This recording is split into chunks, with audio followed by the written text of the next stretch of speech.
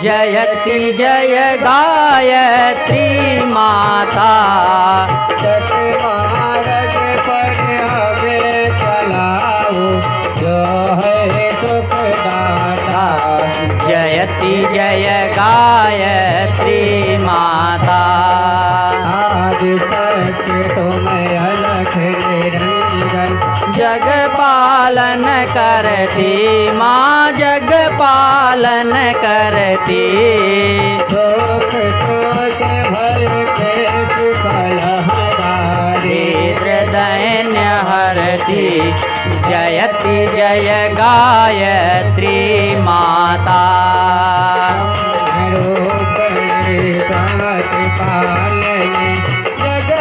धात्री अम्बे माँ, जगत धात्री अम्बे।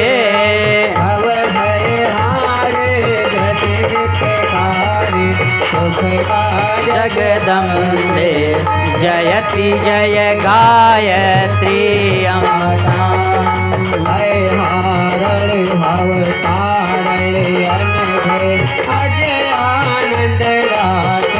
माय जयानंद राशि।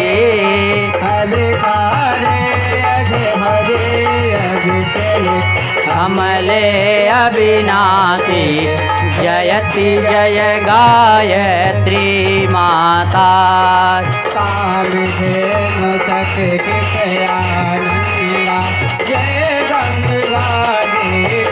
माँ जय गंगा गीता।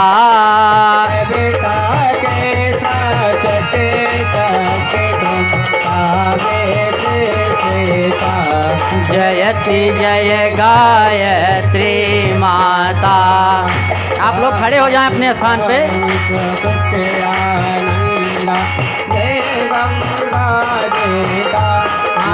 जय गंगा देता।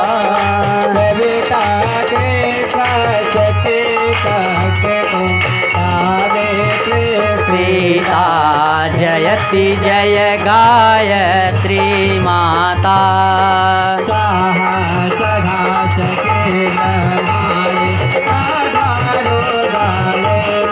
राधा रोदाणी।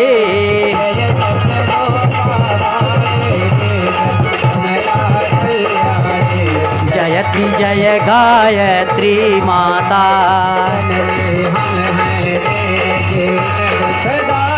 के घेरे दुखदारी के घेरे। बालक हैं तेरे। जयति जय गायत्री माता।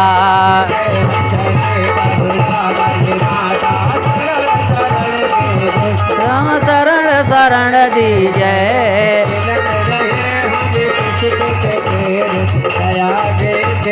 जय जयति जय गायत्री माता।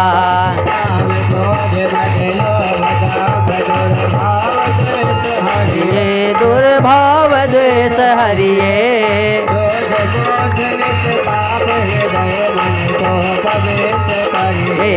जयति जय गायत्री माता।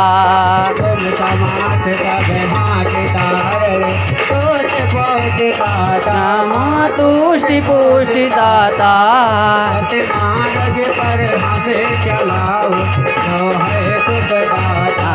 जयति जय गायत्री माता। जयति जय गायत्री माता। जयति जय गायत्री माता।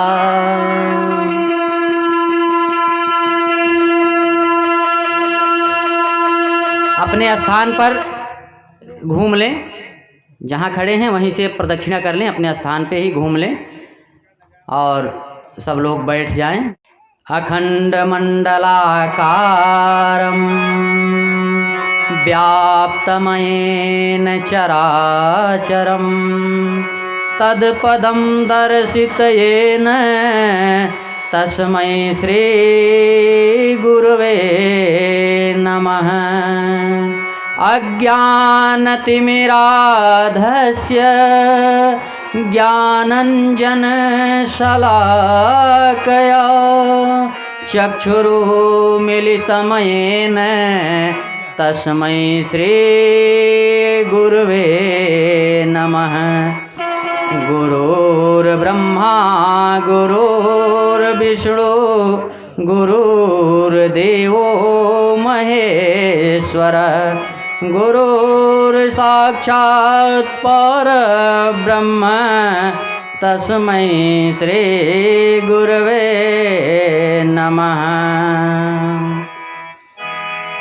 ॐ भूर्भुवः स्वः तत्सवितुर्वरेण्यं भर्गो देवस्य धीमहि धियो यो नः प्रचोदयात्।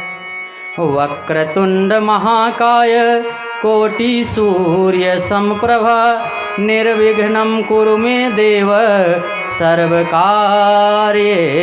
सर्वदा। जयंती मंगला काली भद्रकाली कपालिनी दुर्गा क्षमा शिवा धात्री स्वाहा स्वधा नमोस्तुते। राम कथा के रसिक रस तेज पुंज बलवीर आई सुवासन लीजिए चौकी हनुमत वीर।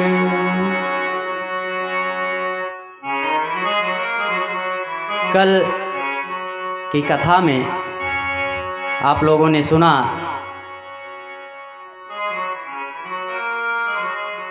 इस तीनों लोकों में और तीनों कालों में जो सबसे बलवान और आसानी से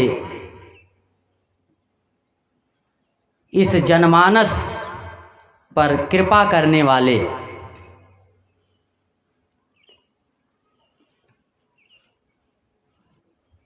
अंजनी नंदन महावीर पवनसुत हनुमान जी अशोक वाटिका में सीता मैया के समक्ष उपस्थित हो गए। जब माँ सीता ने कहा, जिसने भी मुझे अमृत स्वरूप ये राम कथा सुनाई है वो जो भी हो आप प्रकट होइए, सामने आइए। तो हनुमान जी अशोक के वृक्ष से उतर करके नीचे आए और बताया कि मैया ये मुद्रिका मैं ही लेकर के आया हूँ कि यह मुद्रिका माँ तुम्हें आनी दीन राम तुम कह सहिदानी। तो माँ सीता ने कहा कि नर और बानर के बीच में कैसी मित्रता हो गई, कैसे संयोग बन गया। माँ सीता ने पूछा हनुमान जी से कि नर बानर ही संग कह कैसे कही कथा भई संगति जैसे। हनुमान जी ने बताया सब कुछ और फिर कहा कि माता मैं तो अभी आपको लेकर के यहाँ से चला जाता, लेकिन भगवान की आज्ञा नहीं है, भगवान श्री राम की आज्ञा नहीं है, इसलिए मैं नहीं ले जा सकता। तो हनुमान जी के ऐसे वचनों को सुन करके माता सीता को हंसी आ गई। वह हंसी क्यों आई कि हनुमान जी तो अति लघु रूप में थे वहाँ पर, जैसे समझ लीजिए गिलहरी का आकार होता है उस आकार में हनुमान जी थे और कह रहे हैं कि अभी मैं लेकर के चला चलता, लेकिन आज्ञा नहीं है। तो माँ सीता ने कहा कि पुत्र अगर ले चलते तो कैसे लेकर के चलते बताइए। तो हनुमान जी ने कहा माँ मैं आपको अपनी पीठ पर बैठा लेता और लेकर के चला चलता। तो सीता मैया ने कहा कि बेटा अगर मैं आपकी पीठ से तुम्हारी पीठ से गिर जाऊं तब क्या करोगे। उनका चिंता मत करो मैया, मैं इसको जो है आपको अपनी पूंछ से बांध कर रखूँगा, गिरने नहीं दूंगा। कुल मिला करके अब गिलहरी के आकार में रहे हनुमान जी। सीता मैया समझ नहीं पा रही हैं। उन्होंने कहा कि का है कपि सब तुम ही समाना, जितने भी भगवान के साथ सुग्रीव और पूरी वानरी सेना मिली हुई है, क्या तुम्हारे ही समान हैं सब? तो हनुमान जी ने कहा, हाँ माते, सब मेरी तरह बलवान हैं। तो माँ सीता ने कहा, तब प्रभु श्री राम से कह देना कि आए न, अगर ऐसे ही लोगों को लेकर के आना है तो रहने दें। यहाँ तो जो निश्चर हैं, राक्षस हैं, सब भट्ट महाभट्ट, ये इतने छोटे छोटे बंदर कैसे लड़ पाएंगे उनसे? तो उन्होंने कहा, काहें कपि सब तुम ही समाना, जातु धान अति भट्ट बलवाना।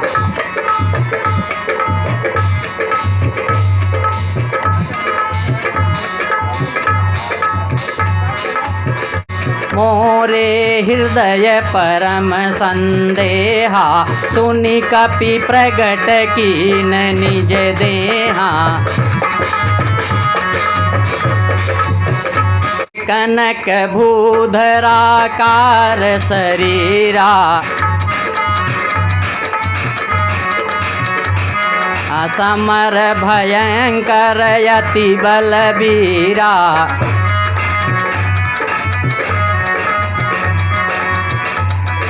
हनुमान जी ने अपना विराट रूप प्रकट किया उसी समय। कनक भूधराकार शरीरा,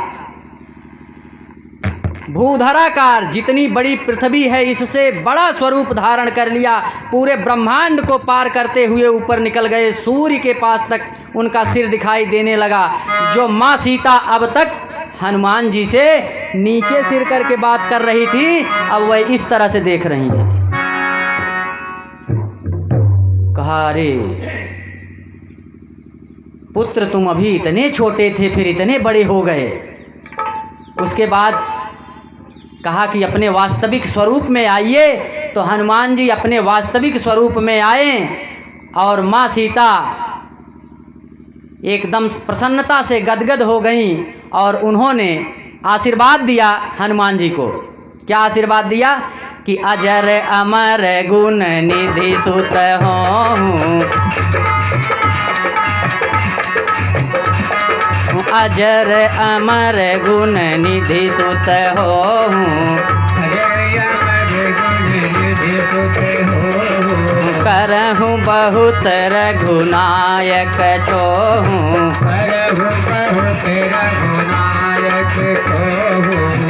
कहा कि पुत्र तुम अजर अमर हो। माँ सीता ने आशीर्वाद दे दिया कि हे हनुमान, तुम अजर और अमर हो जाओ। और सीता माँ और कुछ देना चाहती थी, कुछ बताना चाहती थी, कुछ और कहना चाहती। जब माताएं खुश होती हैं तो एक आशीर्वाद नहीं देती, आशीर्वाद निकलना शुरू होता है तो निकलता ही जाता है। तो माता सीता कुछ बोले उसके पहले हनुमान जी बोल पड़े कि मातु मोहि लागी अति भूखा,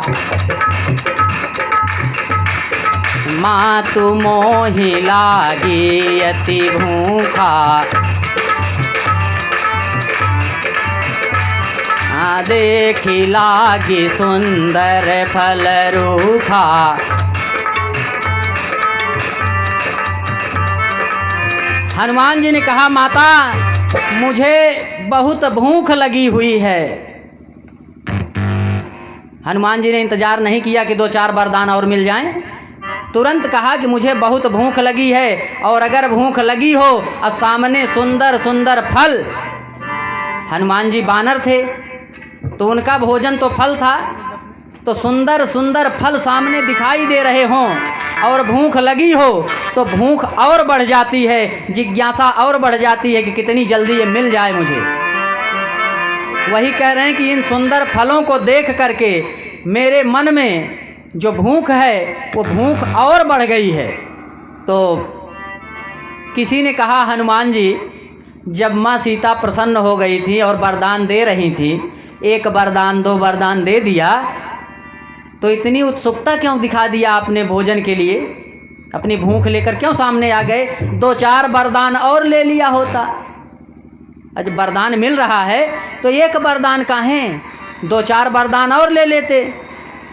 तो हनुमान जी ने कहा कि मैंने सोचा कि प्रमोशन तो हो चुका है, कहीं डिमोशन न हो जाए, इसलिए मैंने बीच में बोल दिया। डिमोशन कैसे हो सकता है? मैं एमए की पढ़ाई करके जब अपने घर आया, एमए पास हुआ, अपने घर आया और बताया कि एमए मेरा पूरा हो गया।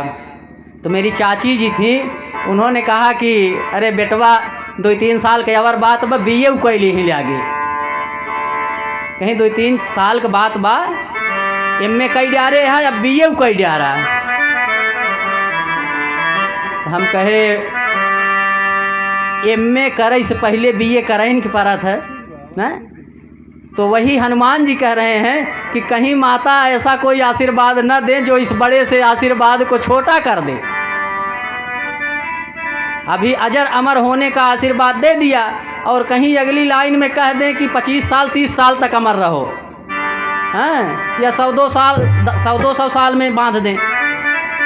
तो इसलिए हनुमान जी ने कहा कि मैंने और वरदान देने का मौका ही नहीं दिया और अपनी भूख लेकर के सामने आ गया।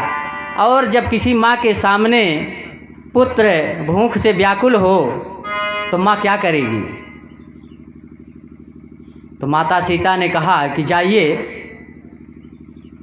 भगवान श्री राम के चरणों को अपने हृदय में रखते हुए, ध्यान में रखते हुए, जो सुंदर सुंदर फल लगे हुए हैं इन सबको खाओ, मेरी तरफ से अनुमति है, आज्ञा है।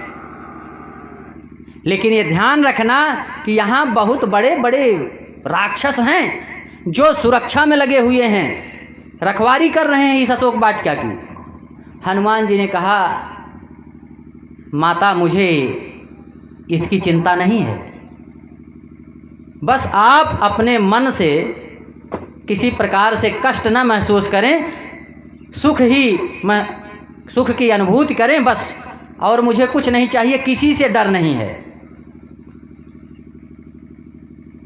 अब हनुमान जी अशोक वाटिका में पहुँचे और फल खाने लगे, खा भी रहे हैं, अशोक वाटिका को उजाड़ भी रहे हैं।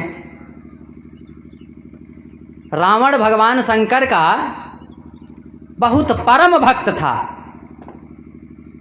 अगर कहा जाए भगवान शंकर का सबसे बड़ा भक्त कौन था तो पहले नंबर पर रावण का ही नाम आएगा। और रावण ने शंकर जी को प्रसन्न किया, 10 रुद्र को प्रसन्न कर लिया। 11वें रुद्र में उसने थोड़ी सी लापरवाही की। 11वें रुद्र रावण से नाराज थे और सभी जानते हैं कि 11वें रुद्र स्वयं हनुमान जी थे।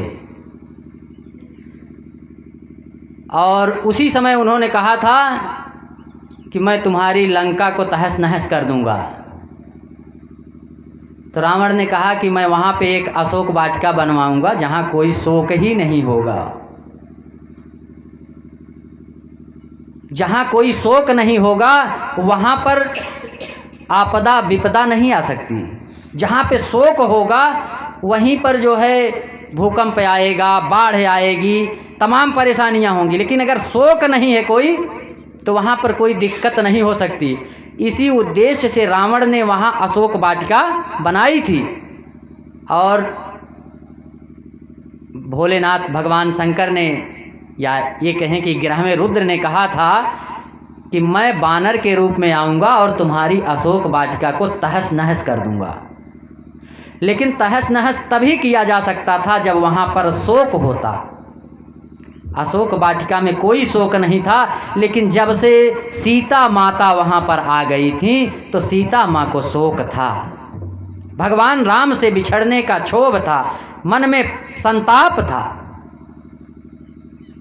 इसलिए हनुमान जी ने अशोक वाटिका को उजाड़ना शुरू किया। तो जो रखवाले थे वहाँ पर रखवाली कर रहे थे वो दौड़ करके आए, उनको हनुमान जी ने मारा कि रहे तहाँ बहु भट रखवारे, रहु तहाँ बहु भट रखवारे।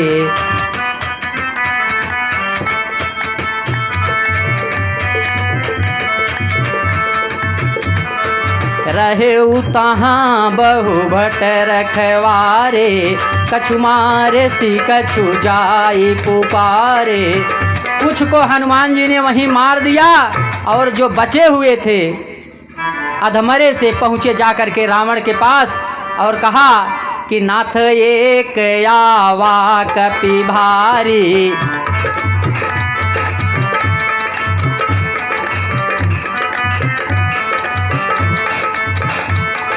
नाथ एक आवा कपि भारी, तेहि अशोक वाटिका उजारी।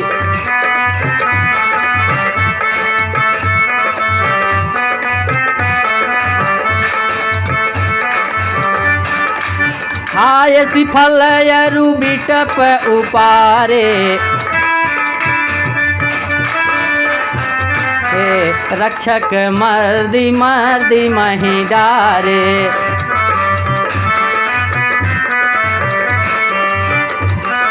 जा करके बताया कि एक बानर आया हुआ है जिसने अशोक वाटिका को उजाड़ दिया है। उसने फल तो खाया और अशोक वाटिका को भी उजाड़ा, और साथ ही साथ अशोक वाटिका उजाड़ने के साथ जब हम लोगों ने मना किया तो हम लोगों को भी उसने मारा, बहुत से रक्षकों को मार दिया है। तो हनुमान जी के इस कृत्य को सुनकर रावण ने बहुत से राक्षसों को भेजा। वो सब आए, जब आए तो वहाँ पर देखा कि हनुमान जी बैठ करके फल खा रहे हैं, फेंक रहे हैं, वृक्षों को तोड़ रहे हैं। तो एक साथ कई राक्षसों ने आक्रमण किया हनुमान जी के ऊपर, और हनुमान जी ने पकड़ पकड़ करके अपने शरीर में मसल दिया, उनको रगड़ दिया। हनुमान जी वहाँ पर अपनी क्रीड़ा कर रहे हैं, उछल कर कभी उधर चले जाते हैं, पकड़ने के लिए आते हैं तो दूसरी डाल पे चले जाते हैं। हनुमान जी एक डाल पर बैठ गए, पूंछ लटकी हुई थी। तो 3-4 राक्षसों ने सोचा कि पूंछ ही पकड़कर इसकी खींच लें, ये नीचे आ जाएगा। हनुमान जी की पूंछ पकड़कर खींचने लगे, और हनुमान जी क्या किए, अपनी पूंछ धीरे धीरे छोटी करने लगे। वो लोग पूंछ पकड़े हुए हैं और ऊपर उठते जा रहे हैं। तो मना रहे हैं कि हे भगवान, वो भी भगवान का नाम ले रहे हैं कि हे भगवान, ये बंदरवक पुछिया टूट जात, यही बंदरवक पुछिया टूट जात तो मज़ा आ जात। लेकिन धीरे धीरे जैसा से ऊपर जात हैं, देखा तहन नीचे बहुत, अगर टूट जाए तो गिरब तो मरिन जाब। हे भगवान, अब बंदरवक पुछिया न टूटे पावे। और अचानक हनुमान जी ने अपनी पूंछ बड़ी की और वो लोग नीचे गिरे और गोविंदाय नमो नमः हो गए। फिर वहाँ से अक्षय कुमार आया, हनुमान जी ने अक्षय कुमार को मारा। मेघनाद आया, मेघनाद से युद्ध हुआ, भीषण युद्ध हुआ। उसके बाद मेघनाद ने ब्रह्मास्त्र का प्रयोग किया, और हनुमान जी ने सोचा कि अगर मैं ब्रह्मास्त्र का सम्मान नहीं करता तो जो भगवान की महिमा है, इस सृष्टि की ब्रह्मास्त्र की ब्रह्मा जी की महिमा है, ये सब नष्ट हो जाएगी। और इस मर्यादा को नष्ट करना ये सृष्टि के विधान के विपरीत है। हनुमान जी मूर्छित हो गए। मेघनाद ने राक्षसों से कहा जाओ, नागपाश से बांध दिया और कहा जाओ कि पकड़ के ले आओ। अब वो लोग जा रहे हैं तो जानते हैं कि हनुमान जी का बल कितना है। राक्षस अब सोच रहे हैं कि अभी उठ जाएगा तो क्या करेगा, तो धीरे धीरे आगे जा रहे हैं। आगे जाते हुए सोच रहे हैं कि जय श्री राम बोलता रहूं, जिससे कि इस बंदर के कान में आवाज़ पड़े कि ये लोग राम राम कर रहे हैं, हम लोगों को छोड़ दे। और ये राक्षस जो है मेघनाथ, ये ना सुनने पाए। तो हनुमान जी के पास जैसे जा रहे हैं धीरे धीरे, जय श्री राम, जय श्री राम, जय श्री राम। सोच रहे हैं मेघनाथ न सुन ले और हनुमान जी सुन लें। जय श्री राम, जय श्री राम करते हुए नज़दीक पहुंच रहे हैं। तब तक हनुमान जी ने धीरे से आँख खोली और वो लोग जय श्री राम, जय श्री राम जोर से करते हुए पीछे की तरफ भागे। फिर मेघनाथ ने कहा, ये क्या कर रहे हो? मेघनाथ उन राक्षसों को लेकर के जाता है, हनुमान जी को पकड़कर वहाँ से हनुमान जी जहाँ जाना चाहते थे वहाँ ले गया। वहाँ ले गया, फिर रावण से संवाद हुआ। रावण को बताया हनुमान जी ने कि अगर अपना हित चाहते हो तो भगवान श्री राम की शरण में चलो, वह क्षमा कर देंगे। लेकिन रावण हनुमान जी की किसी बात को मानने के लिए तैयार नहीं था। उसने कहा कि ये मुझे इतना ज्ञान दे रहा है, इसको तुरंत मृत्युदंड दे देना चाहिए। मृत्युदंड का नाम लेते ही जितने राक्षस थे मारने के लिए दौड़े, लेकिन संजोग से उसी समय विभीषण वहाँ पर आ गए। अब यहीं पर विभीषण शब्द, विभीषण का मतलब होता है बी और भीषण, दो शब्दों से बना है। भीषण का मतलब होता है भयंकर, अब विभीषण का मतलब विशेष भयंकर, जो बहुत भयंकर हो वही विभीषण है। तो लंका के लिए विभीषण विशेष भयंकर थे। जब वह राम की शरण में आ गए तो विशेष भयंकर थे। इसलिए चाहे अपना भाई कैसा भी हो, भाई का साथ नहीं छोड़ना चाहिए। और विभीषण ने भगवान के लिए भाई का साथ भी छोड़ दिया। इसीलिए विभीषण नाम अपने बच्चों का कोई नहीं रखता। और हनुमान जी ने बताया कि मैं भगवान का भक्त हूँ, रामदूत हूँ। तो रावण ने कहा, कैसे भक्त हो? तो उन्होंने कहा कि ये तो भगवान ही जाने मैं कैसा भक्त हूँ, लेकिन भक्त कई प्रकार के होते हैं। आप ये जान लीजिए कि यही बता करके पूज्य गुरुदेव जी का आगमन हो चुका है कि भक्त कितने प्रकार के होते हैं। भगवान बैठे हुए थे, एक बार नारद जी पहुँचे तो एक कोई रजिस्टर था, वही रजिस्टर भगवान पलट रहे थे, देख रहे थे। और नारद जी को देखे तो रजिस्टर को छुपाने लगे। अब नारद जी तो तीनों लोकों में भ्रमण करने वाले, या कहें कि संवाददाता या मीडिया कह दें उस समय की। तो नारद जी नारायण नारायण करते हुए पहुँचे और भगवान रजिस्टर को धीरे धीरे अपने वही पल्लू के नीचे छिपाने लगे। जब छिपाने लगे तो नारद जी ने पूछा कि भगवान आप छिपा क्या रहे हैं? भगवान आप छिपा क्या रहे हैं प्रभु, बता दीजिए। तो भगवान ने कहा कि कुछ नहीं, ऐसे कुछ नहीं है, आपके काम की चीज़ नहीं है। उन्होंने कहा फिर भी बताइए, ऐसी कौन सी चीज़ है जो नारद के काम की ना हो? और नारद भी नाम विशेष है, नारद, जिसकी बात कहीं रद्द न होती हो वही नारद है। भले झगड़ा लगाते रहे हों, लेकिन जहाँ भी गए हों जो चाहे हैं वही हुआ है। नारद की बात चाहे राक्षस हों, चाहे देवता हों, चाहे भगवान, कोई रद्द नहीं करता था। एक बार भगवान ने रद्द किया था जब वह विवाह करना चाहते थे। जब वह विवाह करना चाहते थे तब भगवान ने रद्द किया था। और नारद जी ने इस विषय में पूछा कि प्रभु मैं तो विवाह के लिए पूरी तरह से तैयार था, एकदम से मन बना चुका था। विषय बदल गया थोड़ा सा। नारद जी ने कहा मैं विवाह के लिए मन बना लिया था, मैं आपका पुत्र हूँ, और भगवान शिव भी आपको अपना पिता मानते हैं, तो वो भी आपके पुत्र थे। वो विवाह के लिए तैयार नहीं थे और आपने जोर दे करके, दबाव दे करके किसी तरह से उनका विवाह जबरदस्ती करवा दिया। और मैं विवाह के लिए पूरी तरह से तैयार था, लेकिन आपने मुझे विवाह नहीं करने दिया।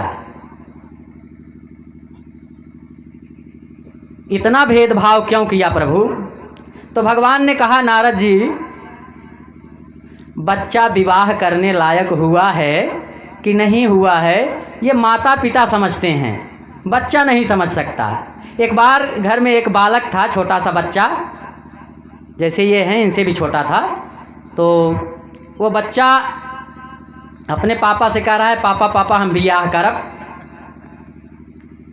पापा कहन बड़ी अच्छी बात है, बियाह कर लीन जाए, दुल्हन हेरा जाए।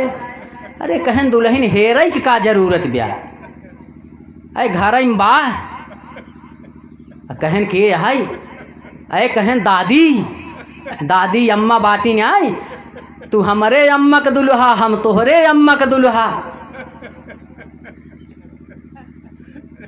तो अब जो है भगवान नारद जी से कह रहे हैं कि नारद जी आप ये नहीं समझ पाए कि आप विवाह कहाँ करने जा रहे थे, आप तो अपनी अम्मा से ही विवाह करने के लिए तैयार हो गए। आप तो अपनी अम्मा से ही विवाह करने के लिए तैयार हो गए थे, इसलिए मैं कह रहा हूँ कि आप विवाह के योग्य नहीं थे। और विवाह नारद जी का हुआ भी नहीं, कभी नहीं हुआ। भाई हमारा आदमी का विवाह कौन करेगा, जो हम लोगों की तरह ही कहीं आज यहाँ कहीं कल वहाँ परसों वहाँ, तो विवाह करने का मतलब क्या है? हम लोगों की तरह हमारा तो अब अगर और भी देखना हो तो अपने देश के प्रधानमंत्री जी भी अंतर्राष्ट्रीय हमारा हैं। देखिए टहलते रहते हैं, उनकी पत्नी बेचारी घर पड़ी हुई है, विवाह कर दिया, माता पिता को नहीं करना चाहिए था। तो इस तरह से नारद जी फिलहाल वो रजिस्टर जब भगवान छिपाने लगे तो नारद जी ने कहा कि प्रभु रजिस्टर में क्या है बता दीजिए। तो भगवान ने कहा कि नारद इसमें भक्तों का नाम है, हमने भक्तों का नाम लिख करके रखा है, इस रजिस्टर में सभी भक्तों का नाम है। तो नारद जी ने कहा प्रभु वो रजिस्टर मुझको दिखा दीजिए। अब भगवान ने कहा अब नारद जी हैं मानेंगे नहीं, दिखाना पड़ेगा ही, ज़्यादा इधर उधर नहीं किए, रजिस्टर नारद जी को दे दिए। और नारद जी ने रजिस्टर खोल के देखा, पहले पन्ने पर नारद जी का नाम सबसे ऊपर पहले नंबर पे। बड़े प्रसन्न हुए कि भगवान के रजिस्टर में सबसे ऊपर मेरा नाम है। अब पलटने लगे तो देख रहे हैं कि हनुमान जी का कहीं नाम ही नहीं है, हनुमान जी का कहीं नाम ही नहीं है। तो बड़े खुश हुए और वहाँ से तुरंत निकले और आ कर के पहुँचे हनुमान जी के पास। हनुमान जी के पास पहुँचे, बोले कि हनुमान जी आप तो बड़े भक्त बनते हैं भगवान के, अब भगवान के पास भक्तों के नाम का रजिस्टर है, उस रजिस्टर में आपका नाम है ही नहीं। हनुमान जी ने कहा नारद जी भगवान के पास एक डायरी भी है छोटी सी, भगवान रजिस्टर ही नहीं रखते, एक छोटी सी डायरी भी रखते हैं। नारद जी ने कहा अच्छा। तुरंत वहाँ से निकले, फिर पहुँचे कि देखते हैं कौन सा रजिस्टर में क्या है और डायरी में क्या है, ये पता लगा लें। नारद जी ने प्रभु से डायरी के संबंध में पूछा। अब भगवान जो है डायरी छुपा रहे हैं कि नहीं कोई डायरी नहीं है। उन्होंने कहा नहीं, हनुमान जी ने कहा है कि भगवान के पास एक डायरी है, तो डायरी होगी, आप दिखाइए। अब भगवान ने कहा कि नारद जी पीछा छोड़ेंगे नहीं, डायरी निकाल के दिखा दिए। बोले प्रभु क्या है इसमें? बोले इसमें भी भक्तों का नाम है। बोले इतना बड़ा रजिस्टर है तो डायरी की क्या ज़रूरत पड़ गई थी, रजिस्टर में लिख लेते। भगवान ने कहा नहीं, ज़रूरत पड़ गई थी, डायरी में नाम है। तो डायरी में जब नाम खोल करके देख रहे हैं तो सबसे ऊपर केवट का नाम, सेवरी का नाम, हनुमान जी का नाम, ध्रुव का नाम, प्रहलाद का नाम, इस तरह से बहुत से नाम देख रहे हैं, लेकिन डायरी में नारद जी का नाम नहीं है।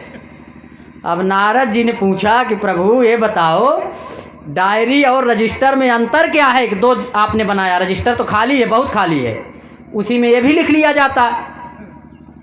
तो रजिस्टर में किसका नाम है और डायरी में किसका नाम है, ये स्पष्ट कर दीजिए। तो भगवान ने कहा कि नारद जी रजिस्टर में उन भक्तों का नाम है जो मेरा नाम जपते रहते हैं, और डायरी में उन भक्तों का नाम है जिनका नाम मैं जपता रहता हूँ। अब रजिस्टर कहीं भी कोई रखेगा तो अलमारी में रखेगा, मेज पे रखेगा, कहीं रख देंगे आपके पास है तो। लेकिन अगर आपके पास छोटी सी डायरी है तो आप जेब में रखेंगे, अपने हृदय के पास रखेंगे। तो भगवान उन भक्तों को अपने हृदय के पास रखते हैं और उनका नाम स्वयं जपते रहते हैं। जब केवट को मुद्री देने लगे तो केवट ने कहा इसमें क्या है? बोले राम राम लिखा है, तो क्या करना होगा? बस राम राम करना। तो उन्होंने कहा कि ठीक है, राम राम करना मेरे बस की बात नहीं है, मैं नाव चलाता हूँ, राम राम करूँगा तो नाव कौन चलाएगा? हमारा बिजनेस बंद हो जाएगा। इसलिए मेरी तरफ से प्रभु आप ही राम राम कर लीजिएगा। केवट ने कहा, नहीं लिया।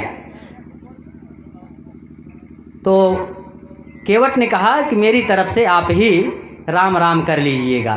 और राम राम का महत्व कितना है? 2 बार राम राम कहा जाता है। राम राम, माँ और रा एक 27वें नंबर पर है, रा 27वें नंबर पर है गिनेंगे तो, अब माँ 25वें नंबर पर है, और दूसरे नंबर पर आ की मात्रा है जो बीच में आता है आ। तो 27, 25 और 2 ये हुआ 54। ठीक, 54 एक बार कहते हैं तो एक बार राम कहे तो 54, 2 बार कह दिए तो 108। राम राम अगर कह दिए 2 बार तो समझ लीजिए जो अपनी 108 गुरिये की मनका होती है तो 108 माला का जाप हो गया। इसलिए राम का नाम बहुत महत्वपूर्ण है। इस आप लोगों से यही कहना है कि राम रामेति गर्जनम, राम नाम की गर्जना होती रहनी चाहिए। परम पूज्य गुरुदेव जी आ चुके हैं, मैंने जो भी धृष्टता की उसके लिए क्षमा प्रार्थी हूँ। अब आज की प्रज्ञा पुराण की आगे की कथा परम पूजनीय श्री गुरुदेव जी महाराज के द्वारा आप लोगों को श्रवण कराई जाएगी। मैं परम पूज्य श्री गुरुदेव जी महाराज से प्रार्थना करता हूं कि वह व्यासपीठ पर आएं और आज की कथा का रसपान इस शिवपुर मकसूदन की धरती पर उपस्थित समस्त लोगों को कराएं। परम पूज्य गुरुदेव।